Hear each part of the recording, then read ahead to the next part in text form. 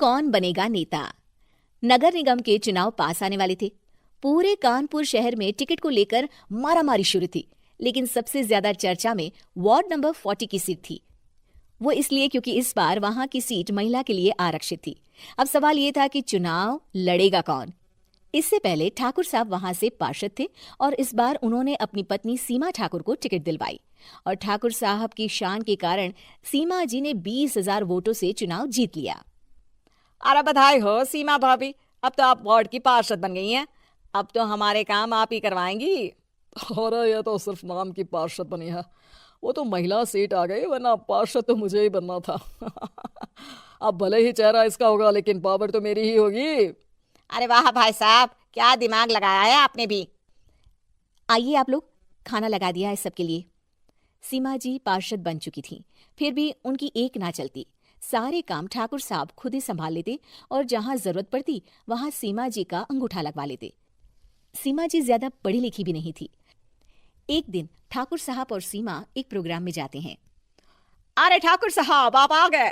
ओहो, पार्षद मैडम भी आ गई हैं। स्वागत है आप दोनों का। लगता है हमारे पार्षद फंड का सही इस्तेमाल हो रहा है। चलिए अब उद्घाटन करते हैं।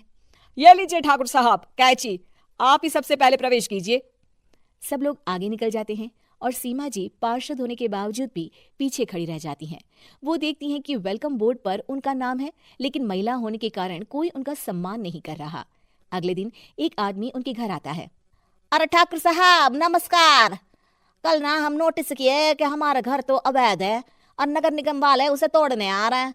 अरे कुछ कीजिए ना ठाकुर साहब। देखो भाई, मैं तो ज्यादा कुछ कर नहीं सकता, पर अगर तुम सबकी जेब गर्म कर दो तो कुछ हो सकता है। कुल मिलाकर 4 लाख लगेंगे। अरे 4 लाख ठाकुर साहब? अरे भाई, मैं अपने लिए नहीं मांग रहा हूँ।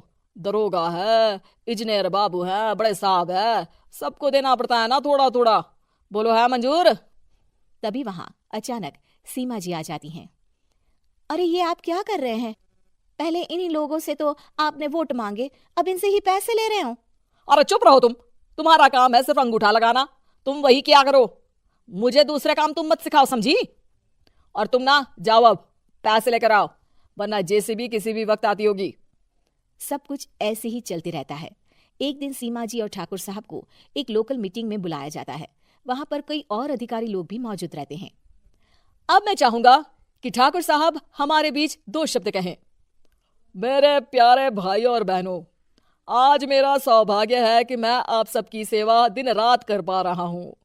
आपने मेरी पत्नी को भारी मतों से जिताया है, इसलिए मैं आप सभी का शुक्रगुजार हूँ। मैं आप सबसे वादा करता हूँ कि हमेशा की तरह हमारे वार्ड में किसी को कोई तकलीफ नहीं आने दूंगा। सभी लोग तालियां बजाने लगते हैं। अब मैं माननीय पार्षद मैडम को स्टेज पे बुलाना चाहूंगा। अपने नाम को बुलाया सुनकर सीमा जी एकदम चौंक जाती है। उन्हें बिल्कुल उम्मीद नहीं थी कि इतनी बड़ी जगह उन्हें मंच पर बुलाया जाएगा। जैसे तैसे वो मंच पर चढ़ती हैं। ऊपर जाती ही सीमा जी को सारी पुरानी बातें याद आ जाती हैं कि किस तरह उनके पति उन्हें कभी भी आगे बढ़ने नहीं देते और उनके नाम से गलत काम करते हैं। वो बोलने लगती हैं, मैं आपके वार्ड की पार्षद सीमा हूं।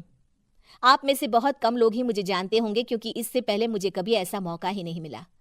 सारे मौके मेरे पार्षद पति यानी आपके ठाकुर साहब ही लेते रहे, लेकिन आज ये मौका मुझे मिला है तो मैं इसे ऐसे ही नहीं जाने दूंगी। मैं आपको ये बताना चाहती हूँ कि आपके ठाकुर साहब मेरे नाम की आड़ में गैर कानूनी काम करते हैं, जिस पर अंगूठों के निशान मेरे होते थे। इसीलिए मैं अपनी गलती मानती हूँ और आज अपने पद से इस्तीफा देती हूँ, ताकि आगे से कोई गलत काम ना हो पाए। अब फैसला आप सबके हाथ में है कि आप हमें क्या सजा देना चाहते हैं। सीमा जी की बातें सुनकर ठाकुर साहब के चेहरे का रंग उड़ जाता है और वो शर्म से मुंह नीचा करके वहां से चले जाते हैं और पद से इस्तीफा देकर ही सही सीमा जी अपने आप में आत्मविश्वास महसूस करती हैं।